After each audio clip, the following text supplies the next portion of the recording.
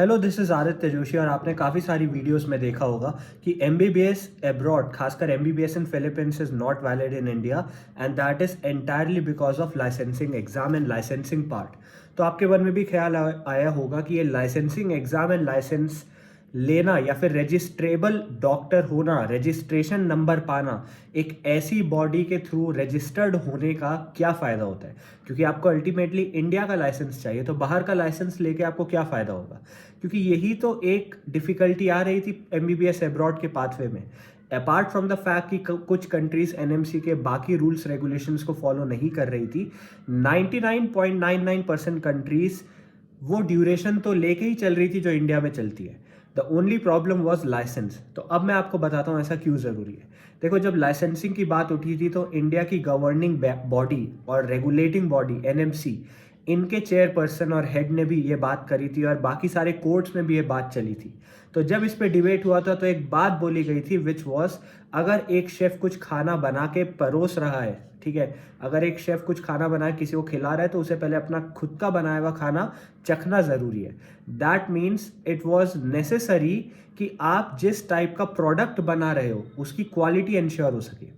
मतलब आप अपने देश में पढ़ाई करवा रहे हो बच्चे को, अपने कोर्स में, अपने टीचर्स को लेके, अपने प्रोफेसर्स को लेके, अपने ही कॉलेजेस में बच्चों को पढ़ा रहे हो, तो एटलीस्ट आप जो डॉक्टर बना रहे हो, जो इंडिया में आके सर्व करने वाले लोगों को, उनको कॉम्पिटेंट बनाओ।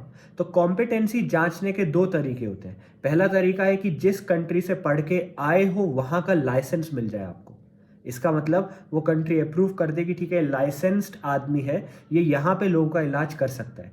अब लाइसेंस ना मिलना बहुत फिशी साउंड नहीं कर रहा है आपको, लाइसेंस ना मिलना गलत साउंड कर रहा है, क्योंकि अगर वही कंट्री अपने आप ही आपको लाइसेंस नहीं दे रही जिसको उसने पढ़ाया है, तो मतलब वही ट्रस्ट नहीं करती कि आप एक अच्छे डॉक्टर हो। तो एनएमसी का यही एक पॉइंट था कि अगर आपके पास होस्टिंग कंट्री, मतलब जहाँ पे एमबीबीएस करने जा रहे हो, वहाँ का लाइसेंस नहीं होगा तो हम कैसे मान ले कि आप एक कॉम्पिटेंट डॉक्टर हो। तो बच्चों ने बोला इसके अलावा आप एक licensing exam, that is next भी तो लोगे, आप एफएमजी भी तो लोगे, जो कि एक फॉरेन मेडिकल ग्रेजुएट्स का एग्जिट एग्ज़ाम होता है, जिसको क्लियर करने के बाद वो इंडिया में आके प्रैक्टिस कर सकते हैं। उसका क्या, बट बात ये है कि वो जो एग्ज़ाम होता है दैट इज़ प्योरली थियोरेटिकल।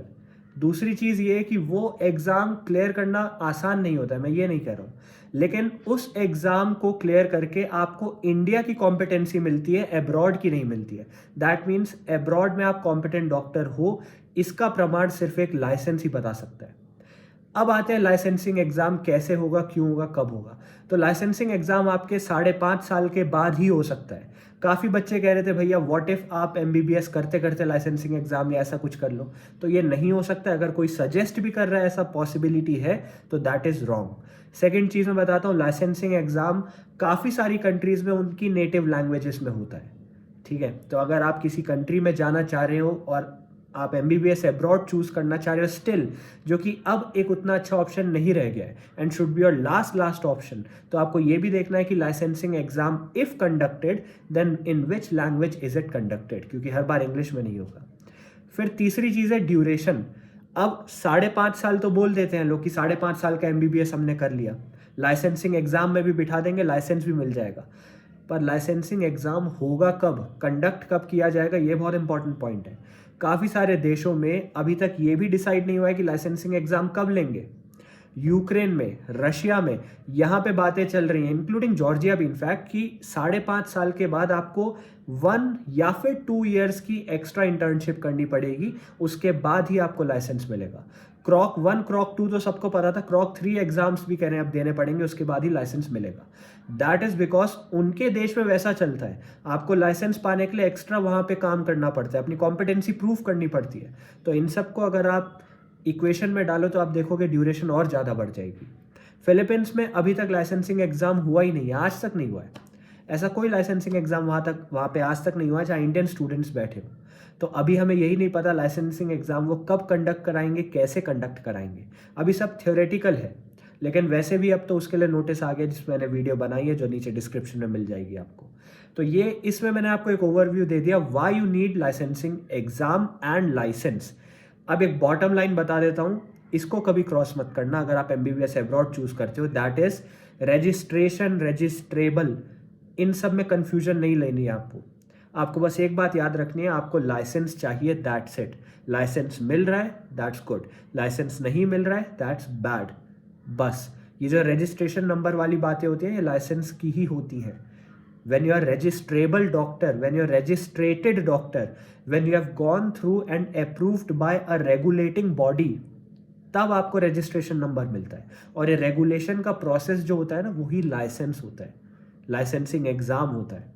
तो बहुत कंफ्यूजिंग वर्ड्स हैं, I know, people miss interpret करते हैं इन चीज़ों को, बहुत गलत तरीके से इनको कंस्ट्रक्ट करके लोगों को पेश करते हैं कि आपको लाइसेंस वाइसेंस कुछ नहीं चाहिए, बट चाहिए आपको।